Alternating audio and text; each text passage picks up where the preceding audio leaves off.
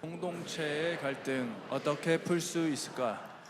지난 1월 목회 데이터 연구소에서 한국 사회 갈등에 대한 전반적인 내용을 조사하고 발표를 했습니다. 이 자료에 의하면 현재 한국의 사회 갈등은 세계 최상위 수준으로 미국 다음으로 사회 갈등 지수가 가장 높은 국가로 나타났습니다. 아시아 국가 중에서는 단연 최고의 높은 순위였습니다. 국민 대다수인 90%가 우리 사회는 전반적으로 이 갈등 수준이 매우 심각하다 그렇게 여기고 있는데요. 이런 의식이 11년간 거의 변하지 않고 수치가 그대로 이어지고 있다는 것입니다. 현재 우리 사회의 갈등은 작은 불씨에도 순식간에 폭발할 정도로 위험하다, 그 수위가 너무도 위험하다라고 많은 이들이 대답을 했습니다. 그렇다면 우리 사회의 가장 큰 갈등은 과연 뭘까? 여러분은 뭐라고 생각하십니까? 조사에 따르면 바로 정치와 이념 갈등이 가장 컸습니다. 그리고 진보와 보수, 그리고 부유층과 그리고 서민층의 갈등, 이런 순서로 이런 갈등들이 나타난 것입니다. 사랑하는 성도 여러분, 우리의 삶에는 다양한 갈등들이 존재합니다. 우리의 가정에서도 갈등이 있고요, 우리가 다니고 있는 직장, 회사에서도 갈등이 있습니다. 심지어 교회 안에서도 어떠한 일로 인한 갈등이 일어나곤 합니다. 사실 갈등은 인류가 하나님 앞에 불순종하여 범죄한 이후로 인간 역사에서 항상 존재해왔던 문제입니다. 지금 우리가 대하고 있는 이 로마서의 로마 교회도 마찬가지였습니다. 사도 바울은 로마서를 통해서 로마 교회 안에 깊이 들여져 있는 이 성도 간의 이 갈등의 문제를 해결하고자 했습니다. 그래서 무려 오늘부터 시작하는 24장과 15장에 이르기까지 아주 길게 이 갈등의 문제를 바울이 다루고 있어요. 그렇다면 과연 바울은 이 갈등을 어떻게 풀어가고 있는지, 그래서 우리들에게 어떻게 도전하고 있는지, 이제 본문으로 우리 다 같이 들어가 우리를 향하신 하나님의 살아계신 음성 듣게 되기를 간절히 소망합니다. 첫 번째 따라하겠습니다. 넓은 마음으로 받아들일 때 갈등은 풀립니다. 넓은 마음으로 받아들일 때 갈등은 풀립니다. 이 로마 교회에 대해서 제가 여러 번 설교를 통해서 말씀드린 것처럼 로마 교회는 사도 바울이 개척해서 세운 교회가 아닙니다. 디아스포라 유대 그리스도인에 의해서 자생적으로 로마 안에 세워진 교회였습니다. 따라서 로마 교회 초기에는 로마인들이 아닌 유대인, 그러니까 디아스포라 유대인 기독교인들이 대다수가 모이는 그런 교회 공동체였습니다. 반면에 로마인들은 소수에 해당되었죠. 그런데 서기 49년 글라우디오 황제가 로마에 거주하는 유대인들을 다 로마 땅에서 추방하고 난 이후에 로마 교회 안에 큰 변화가 일어나죠. 여기에 유대인 성도들도 어쩔 수 없이 로마를 떠나야 했고, 그리고 비어있는 이 교회는 이방인, 즉 로마인들이 교회를 지킬 수밖에 없었습니다. 그리고 5년이 지난 후 글라우디오 황제가 갑작스레 죽자 유대인 추방령은 해제되었고, 이때 유대인들은 다시 로마로 돌아올 수 있게 되었습니다. 로마인 성도들이 얼마나 감격하고 기쁨 가운데 이 로마로 돌아왔고 교회로 돌아왔겠습니까? 자, 그런데 문제는 막상 교회로 와서 보니까 교회는 이미 이방인 중심의 교회로 바뀌어졌던 것입니다. 유대인 성도들로서는 대단히 당혹스러웠던 것이죠. 로마 교회는 자신들이 처음 세운 교회였고, 수많은 고난과 박해 가운데서도 견디며 이겨내며 지켜온 교회였는데, 이제 자신들은 마치 손님이 되어 있는 거고 이방인 성도가 교회의 주인인 것처럼 느껴졌던 것입니다. 모든 시스템도 과거와 달리 로마인 중심의 시스템에 맞춰져 있었고, 교회 멤버의 수도 자신들보다 로마인 성도들 수가 이제 다수를 차지하게 된 겁니다. 이런 긴장이 형성되어 있는 이런 분위기 속에 갈등이 표면적으로 드러나게 된 결정적인 이유는 바로 이 유대인 성도들의 이 음식과 관련, 절기를 지키는 것에 관한 이 문제로 인하여 이 교회 공동체 안에 갈등이 표면화됩니다. 유대 그리스도인들은 예수님만이 구주이심을 믿었습니다. 예수로 구원받는 사실을 믿었죠. 하지만 조상들로부터 내려왔던 그 전통, 여기에 대해서는 여전히 자유롭지를 못했습니다. 그래서 유대인들은 고기를 먹지 않았습니다. 특히 돼지고기는 율법이 금하는 것이었고, 더욱이 당시 시장에서 파는 고기들 대부분이 신전에서 제사를 드릴 때 쓰인 그 제물들이었기 때문에 유대 성도들의 입장에서는 너무나도 꺼림직했던 것입니다. 그래서 유대인 성도들은 아예 고기를 먹지 않고 야채만 먹었던 것입니다. 근데 이런 모습들, 이런 태도에 대해서 이 로마인 성도들의 눈에 굉장히 거슬렸던 것입니다. 그리고 이 유대인 성도들의 이 모습이, 믿음이 너무 나약한 믿음처럼 보였던 것이죠. 그러면서 이 교회 공동체 안에 유대인 성도들과 이 로마인 성도들 안에 서로에 대한 판단과 정죄가 서로 점점 오고 가더니 공동체 안에 큰 어려움으로 작용하게 된 것입니다. 이 같은 사실을 바울이 알았습니다. 그래서 바울은 이 문제를 해결하기 위해서 이 로마인 성도들을 우선적으로 권면합니다. 어떻게 권면하느냐? 1절을 다 같이 읽겠습니다. 시작. 믿음이 연약한 자를 너희가 받되 그의 의견을 비판하지 말라. 바울은 이 유대인 그리스도인을 믿음이 연약한 자, 사실은 믿음이 연약한 자가 아니라 로마인들이 판단할 때 그렇게 봤던 것이죠. 로마인 성도들이. 바울이 또한 그렇게 얘기를 하는 겁니다. 유대인 성도들을 너희가 받되 그의 의견을 비판하지 말라라고 권면을 하는 것이죠. 자, 그렇다면 로마 교인들만 문제였을까요? 아닙니다. 유대 성도들도 사실은 문제가 있었습니다. 로마 성도들이 자신들에 대해서 이 먹는 문제와 절기 문제로 자꾸만 이상한 시비를 걸기 때문에 여기에 대해서 감정이 좋지 않았던 것이죠.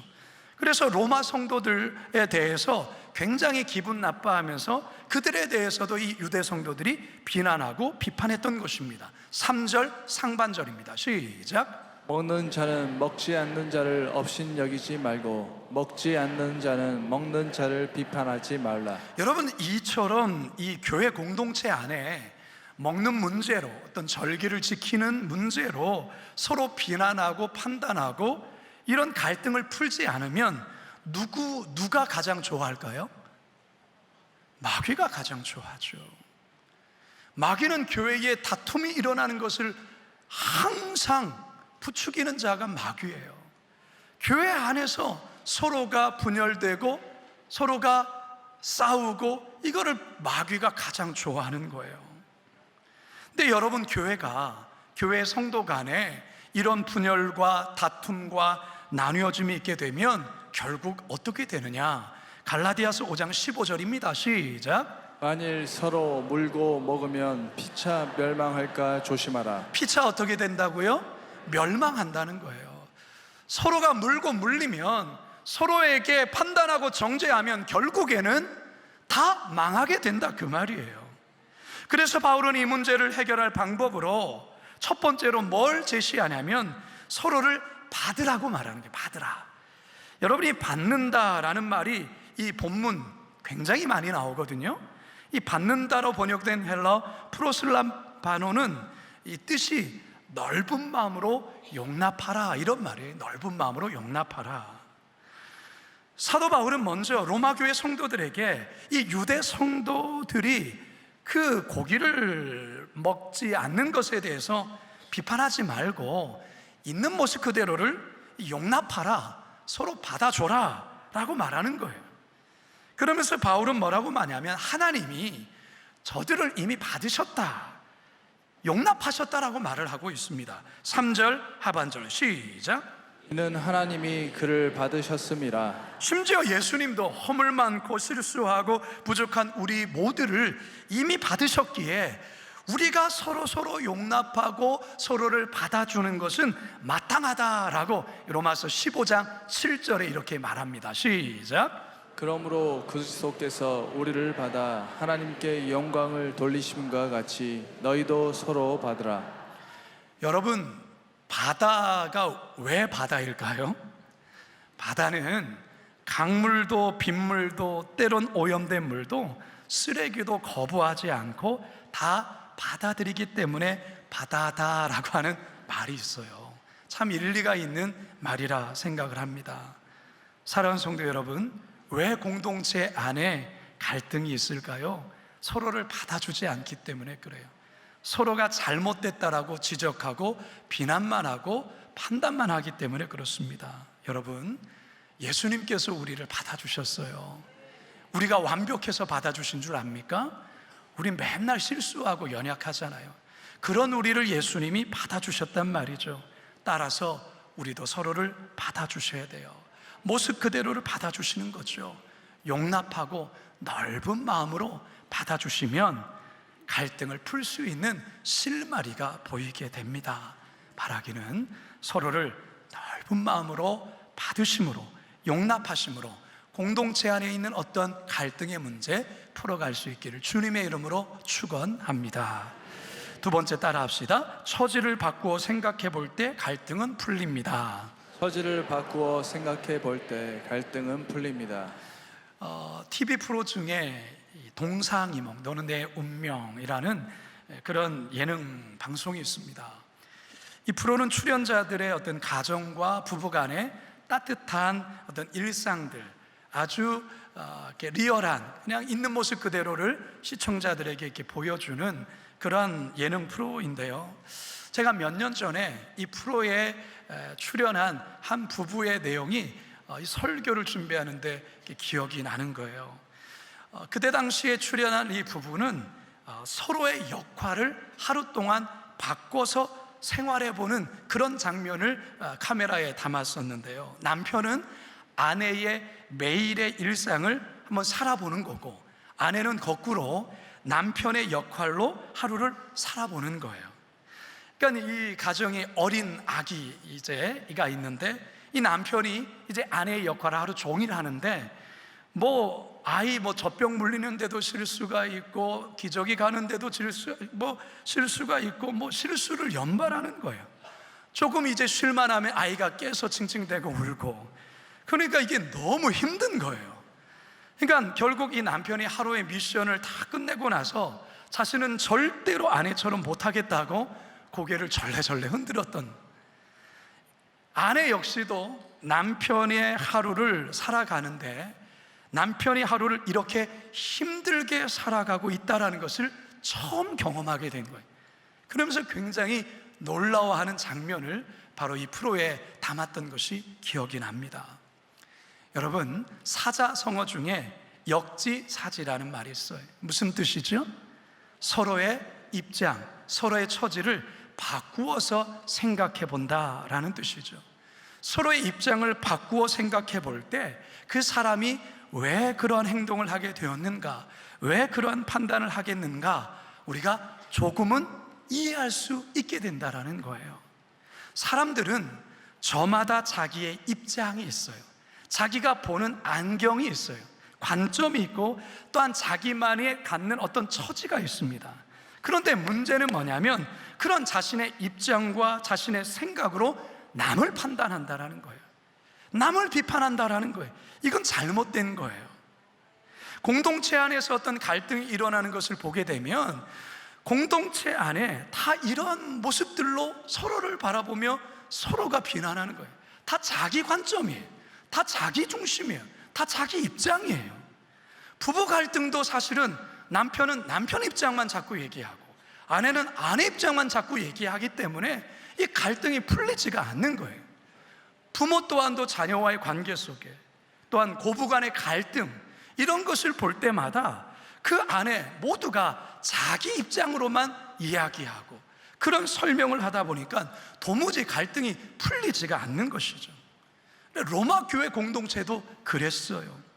로마 교회의 이방인 그리스도인들이, 로마인 그리스도인들은 그리스도 안에서 모든 것이 자유하지 않는가, 우상에게 바쳐진 고기든 뭐든 그게 뭔 잘못이 있는가, 아무 문제 없지 않은가 라고 하면서 자유롭게 먹었어요.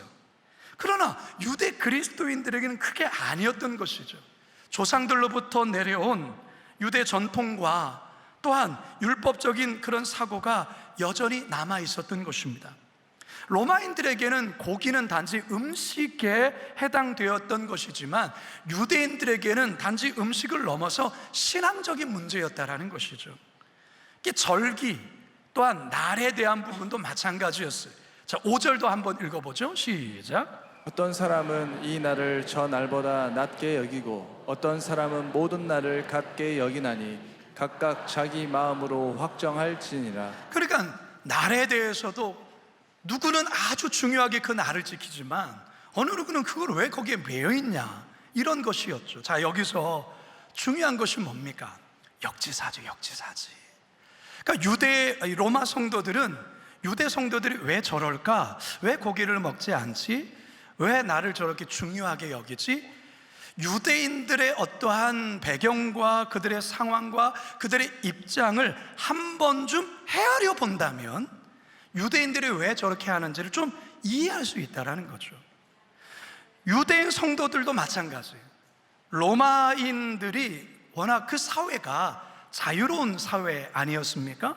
그런 사회 속에서 고기를 먹는 것에 대해서 전혀 거리낌이 없는 부분에 대해서 비판할 일이 아니라는 것이죠. 그러니까 서로의 입장을 한 번 정도 헤아려서 생각해 본다면 우리는 그 갈등의 문제에 빠지지 않아요. 근데 그렇게 생각하지 않기 때문에 자기의 입장과 자기의 생각에 매여 있기 때문에 그 시각으로 바라보니까 갈등이 풀리지가 않는 거죠. 제가 예전에 어느 가정 신방을 갔던 적이 있는데요, 신방을 하고 다과를 나누는 중에 이 한 목자 되신 분이 이런 말을 저에게 하는 거예요. 목사님, 제가 목자 된 지 얼마 안 됐는데요, 제가 목자를 해보니까 목사님 마음이 어떤지를 아주 조금 이해하게 되었습니다. 저는 대 6명의 목원들을 돌보면서 이 목원들과 지지고 볶고 때론 갈등도 하고 이렇게 힘든데 어떻게 수천 명의 성도들을 목회하시는지 제가 다시는 목사님으로 인해 불평하지 않겠다 다짐했습니다. 그리고 모든 성도들이 목자가 되어 봐야 합니다, 뭐 이런 얘기를 하시는 거예요. 제가 그 얘기 듣고 되게 고마웠어요. 격려가 되는 거예요, 격려가.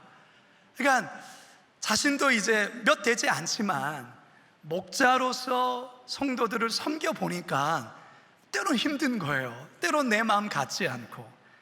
그러면서도 그들을 사랑으로 보듬고 기도해주는 그런 모습 속에 이제 목사인 저를 떠올렸다라는 거예요. 제가 너무 위로가 되고 참 격려가 되었던 그런 때가 있습니다.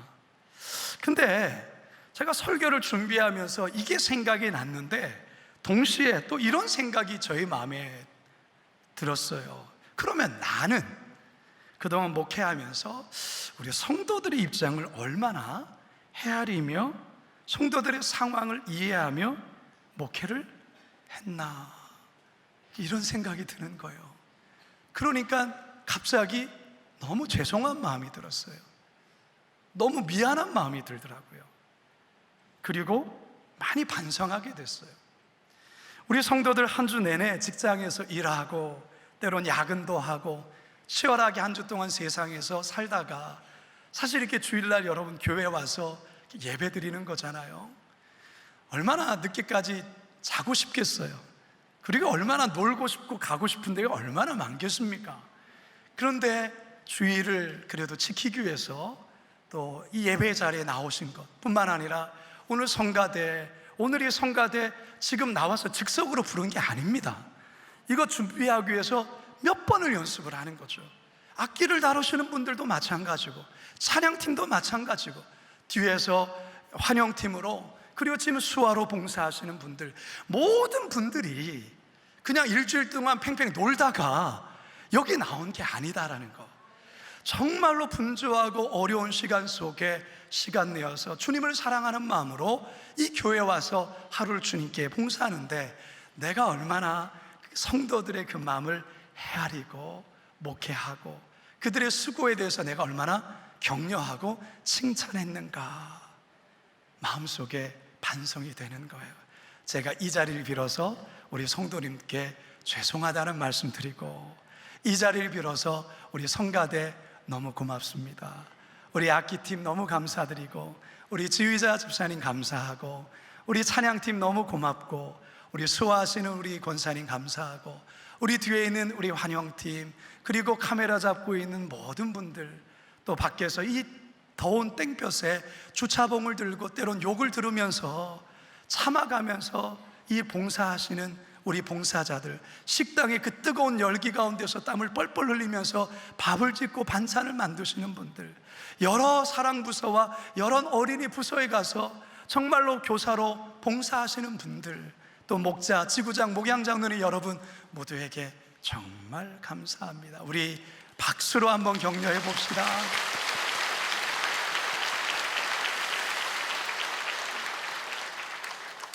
제가 역지사지를 잘 하지 못했다라는 것을 설교를 통해서 많이 반성하게 됐습니다. 여러분, 우리가 이 짧은 인생을 살면서 사실 남을 칭찬하기도 시간이 부족하고 남을 사랑하기도 시간이 부족해요, 우리 인생이라는 게. 그런데 이 짧은 인생을 살면서 남을 미워하고 헐뜯고 갈등하는데 우리의 에너지를 쓴다라는 것은, 그거는 미련한 자라는 생각이 들었어요. 거기에 우리가 우리의 에너지를 낭비하면 안 된다는 거죠. 바라기는 우리 성도들 가정에서나 직장에서 교회 안에서 역지사지, 저 사람의 입장이면 어떨까, 그러한 역지사지에 서로의 입장을 바꾸어 생각함으로 우리 안에 있는 이 갈등의 문제 풀어갈 수 있기를 주님의 이름으로 축원합니다. 마지막 세 번째 따라 합시다. 하나님을 향한 감사로 접근할 때 갈등은 풀립니다. 하나님을 향한 감사로 접근할 때 갈등은 풀립니다.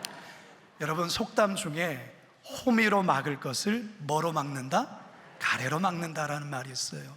이 속담의 의미는 뭐냐면, 초기에 잘 처리만 했어도 충분히 쉽게 해결할 수 있는 문제를 제때 처리하지 않아 방치함으로 나중에 배나 더 힘들고 어렵게 된다, 그런 뜻이죠. 공동체 갈등의 문제도 사실 그래요. 갈등의 문제도 얼마든지 호미로 막을 수 있는데, 그 문제를 방치하고 제대로 처리하지 않으면 가래로 막기도 버거울 정도로 그렇게 갈등의 문제가 커질 때가 있어요. 로마 교회 공동체 안에 있던 이 갈등의 문제도 사실 그랬었습니다. 그래서 사도 바울이 바로 이 로마서를 쓰면서 이 문제를 해결할 수 있는 그 솔루션을 제공한다라는 것입니다. 사실 이 로마 성도들의 모습이나 이 유대 성도들의 모습은 사실 서로가 틀린 게 아니에요. 틀렸다라고 말할 수가 없어요. 다른 것뿐이에요, 다른 것. 이들 모두가 주님을 위해서 나름 신앙생활 열심히 하는 자들이에요. 그래서 사도 바울이 6절 상반절에 보면 이렇게 말을 합니다. 우리 6절 상반절 시작. 나를 중히 여기는 자도 주를 위하여 중히 여기고 먹는 자도 주를 위하여 먹으니. 맞아요. 나를 중히 여기는 자도 주를 위해서 중히 여기는 거예요. 더 하나님 앞에 경건하게 잘 살고 싶어서 그렇게 자신을 절제하는 거예요. 먹는 자도 자기 자신만을 위해서가 아니라 주를 위해서 먹는다라는 것이죠. 그러니까 이들 모두가 개인적인 생각이 아닌 주님을 위해서 하는 것이라고 사도 바울이 밝히고 있습니다. 따라서 바울은 이 로마 교회 안에 있는 이 갈등을 어떻게 해결할 것을 또 마지막으로 권면하느냐. 자, 6절 하반절입니다. 시작. 먹는 자도 주를 위하여 먹으니 이는 하나님께 감사하며 먹지 않는 자도 주를 위하여 먹지 아니하며 하나님께 감사하느니라. 다시 말해서 먹는 자들은 먹을 수 있으면 하나님께 감사하는 거고, 먹지 않는 자들은 주를 위해서 먹지 않은 것이 감사하다라는 것이죠. 그러니까 이 감사함으로 우리가 이 문제를 접근하면 그 결코 풀지 못하는 그런 갈등이 아니다 말하고 있는 거예요. 여러분, 저는 정말 이 말씀이 맞다고 봅니다. 여러분, 감사라는 것은요, 인생의 모든 문제를 풀 수 있는 신비한 열쇠와 같습니다. 로마 교회 안에 발생한 이 갈등이 분명히 공동체를 힘들게 했고 어렵게 한 건 맞습니다. 하지만 이 갈등이 드러남을 통해서 서로의 입장과 생각을 고민하게 되고 더 알게 되어지고 분명하게 알게 된 계기가 되었다라는 거예요. 또한 이 갈등이 드러남을 통하여서 이 문제를 해결할 수 있는 그 방안을 모색하게 되고, 결국은 또한 바울의 지도에 따라서 이 문제를 해결할 수 있는 길을 얻게 되었다라는 거예요. 이게 감사가 아니면 뭐겠어요? 여러분, 성숙한 공동체로 나아감에 있어서 갈등은 반드시 거쳐야 되는 성장통과 같은 거예요. 자녀가 자라는 데 있어서 아프지 않는 자녀가 있습니까? 그런 자녀 없어요. 애가 자라는 가운데 열도 나고 감기도 나고 콧물도 흘리고, 사춘기의 자녀가 자라는 가운데 있어서 자기 문도 콱 닫고 때로는 엄마 싫어 뭐 이렇게 황당한 말도 하고, 이런 과정을 통하여서 더 나은 인격체로 자녀들이 자라는 거예요. 아무런 우리 자녀는 지금까지 평생토록 아프지도 않고 한 번도 속색인 적 없다, 그 이상한 거예요. 아픈 게 당연한 거예요. 성장통이 있는 거 당연한 거예요. 그것을 통해서 우리가 배우는 거죠. 더 단단해지는 거예요. 갈등의 문제가 바로 이겁니다. 로마 교회 안에 있어서의 이 갈등은, 이 갈등으로 인하여서 서로가 다시금 연합하게 되어지고 서로를 양보하게 되어지고 서로의 잘못을 인정하게 되어지고, 그러면서 성숙으로 나아가는 하나의 징검다리 같은 역할을 하게 되었다라는 것이죠. 그러니 감사하지 않을 수가 있겠습니까? 따라서 여러분, 공동체 안에 갈등이 있다 해서 두려워할 필요가 없어요. 오히려 감사의 기회로 삼으면 전화위복이 될 수가 있습니다. 갈등을 문제로만 보지 마시고 하나님을 향한 감사로 접근해 보십시오. 그러면 하나님께서 우리가 생각하지 않은 놀라운 역사를 행하십니다. 데살로니가전서 5장 18절 시작. 범사에 감사하라. 이것이 그리스도 예수 안에서 너희를 향하신 하나님의 뜻이니라. 이제 저는 말씀을 마치려고 합니다. 여러분, 우리 사회가 세계적으로 갈등의 지수가 너무 높아요. 제가 봐도 그래요. 갈등이 최고수의 국가입니다. 이 에너지가 어마무시하죠. 근데 저는 설교를 준비하면서 이런 생각이 들었어요. 이 갈등의 에너지가 정말 우리 사회를 참 긴장케 하고 있지만, 이 에너지가 방향을 다시금 올바른 방향으로만 바뀐다면 우리나라는 세계를 리드해 나가는 최고의 나라로 도약할 것을 저는 믿어 의심치 않습니다. 여러분, 이것은 이미 우리가 역사를 통해서 증명된 사실이에요. 36년 동안 일제의 강압 속에 여러분 다 망할 것과 같은 그런 상황이었지만, 그 어려운 상황 속에 자신의 생명을 내놓고 순교하고 자신의 생명을 내놓으며 나라를 위하여 헌신했던 그런 많은 사람들이 우리 민족의 선조였다라는 것입니다. 그들의 그런 헌신과 나라 사랑함이 결국 36년 끝에 해방을 하나님께서 우리에게 주신 줄로 믿습니다. 중요한 것은 갈등 자체가 아니라 갈등을 어떻게 성숙하게 풀어나가느냐에 달려있어요. 오늘 80주년 광복절을 맞이하지만 이 나라의 진정한 광복은 아직 되지 않았어요. 왜 그런 줄 아십니까? 남과 북이 나뉘어져 있잖아요. 진정한 광복은 남과 북이 하나 되는, 통일이 되는 바로 그날입니다. 저는 그날이 반드시 오게 될 줄로 믿어요. 지금 우리나라와 북한이 갈등이 너무 심하죠. 이 또한도 반드시 우리가 풀어내야 될 줄로 믿습니다. 성도 여러분, 갈등은 풀라고 있는 거예요. 갈등을 잘 풀기만 하면 복이 되는 거예요. 오늘 세 가지 말씀드렸습니다. 넓은 마음을 가져보세요. 용납하고 서로를 받으시라 그 말이에요. 그리고 서로의 입장과 처지를 한번 바꿔서 한번 생각해 보세요. 그리고 서로에 대한 미움의 에너지가 아니라 하나님을 향한 감사의 에너지로 한번 전환해 보세요. 그러면 여러분, 그 갈등이 풀리게 됩니다. 그러한 성숙한, 그러한 우리 거룩한 빛 광성교회 공동체 되기를 주님의 이름으로 축원합니다. 축원합니다. 축원합니다. 우리 시간 말씀을 기억하며 이 찬양 같이 한번 고백합시다. 아무것도 두려워 말라. 주 나의 하나님이 지켜주시네. 놀라지 마라.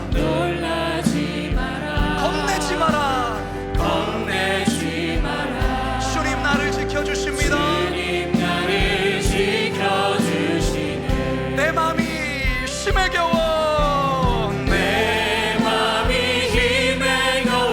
지치지 않고 주님 나를 지켜주시네.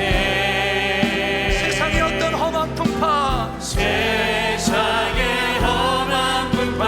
몰아칠 때도 주님이 나를 지켜주시네.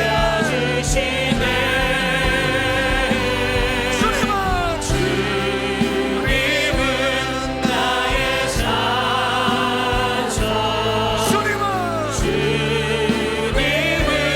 나의 요새, 주님은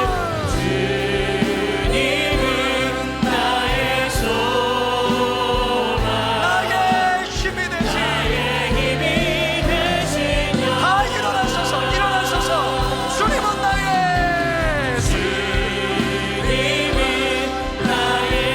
주님은 이 나라의 산성이시고, 주님은 우리 민족의 요새시고, 주님은 이 한국교회의 소망입니다.